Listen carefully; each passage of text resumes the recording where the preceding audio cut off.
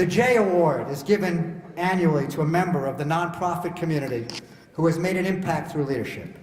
This year's recipient is an outstanding member of the community, an outstanding rabbi whose personality, whose warmth and dedication to his congregation and the entire community is readily apparent to anyone who spends even a few minutes with him. I've known Rabbi Craig Sheff for years. Even though I'm not a member of his congregation, I've been to his services. I've heard him speak about his passion for the state of Israel. I know he is a past chairman of Israel Bond's National Rabbinic Cabinet. I know he travels to Israel multiple times a year. I've seen him take part in social justice programs in our county as the president of our Board of Rabbis. And I even just recently learned that we went to the same law school. But still, with all that, what I think of first when I see Rabbi Sheff is what I remember from watching him coach the JCC Maccabi games. There is an entire contingent of people, many of them young adults today, who refer to him as coach, not rabbi. I learned last week from talking to his colleague, Rabbi Paula Mactrell, that Coach Sheff sees sports as a metaphor for so many things: parenting, community, and life in general. The skills that Coach Sheff demonstrates on the basketball court: leadership, integrity, hard work, teamwork, passion, and compassion translate well at home, in the synagogue, and out in the community. So tonight we honor you, Coach. Where are you? Coach Rabbi Sheff, for all you have done for your family, for Israel, for your JCC Maccabi kids, and for your congregation in our county. Thank you, Rabbi Sheff.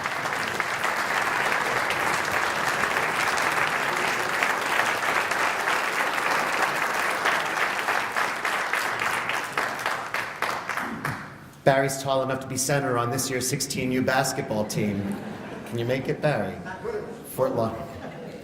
I don't think we thanked Barry Kantrowitz tonight for all of his hard work. And my good friend David Kirstel, who I've also known for a long, long time here in the community, for his vision, for all of his hard work. Before this evening's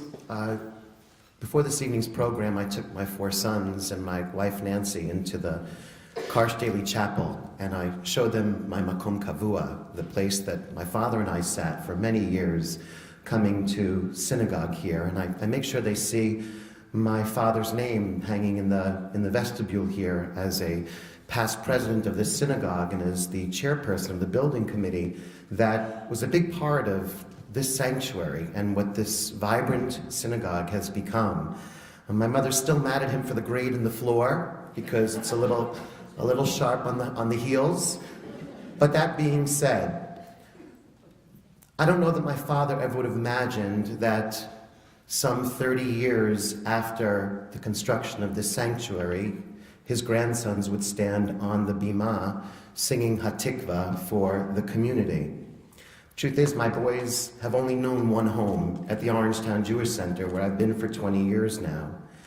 And every time we come into this building, I like them to be reminded that their grandparents set their commitment and their passion to building and establishing something that was going to be here well beyond their tenure in the community. I think about this as a parallel with Israel as well, because Israel is in macrocosm what our JCC and our Jewish community campus is in microcosm. It is a vision of something that we can do together. It transcends our individual communities, it transcends our individual interests, and it represents something far more timeless, far more eternal, and far more important than anything we can achieve individually. So tonight, we're thinking about a country in the state of Israel that is thinking about another country halfway around the world in Nepal, where people are suffering, where people don't know where they will sleep tonight and what they will eat tonight and whether they will find dry clothing tonight. And Israel's worried about helping that country, about sending missions there to make sure that people are cared for. That sense of obligation and commitment to something greater than ourselves is something that Israel has always represented from the time of the prophets right down till today. And that's why we commit ourselves to this dream, to this vision of what Israel can be. We can't do that without a central address in our own community. And so by committing ourselves to the JCC and its programs, and committing ourselves to a Jewish community campus where we come together, we are committing ourselves to something well beyond our own interests, extending beyond our own walls, and achieving things together that we cannot possibly achieve alone. So I want to thank the JCC for giving me the outlet to serve.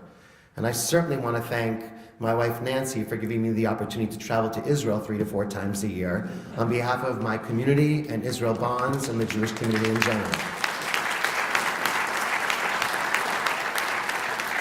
And I want to thank you in advance for being a part of this commitment to something bigger than ourselves, something that we will give not only to our children, but hope and pray that one day our grandchildren and our great-grandchildren will cherish and work for and build for as much as we do today. Thank you very much.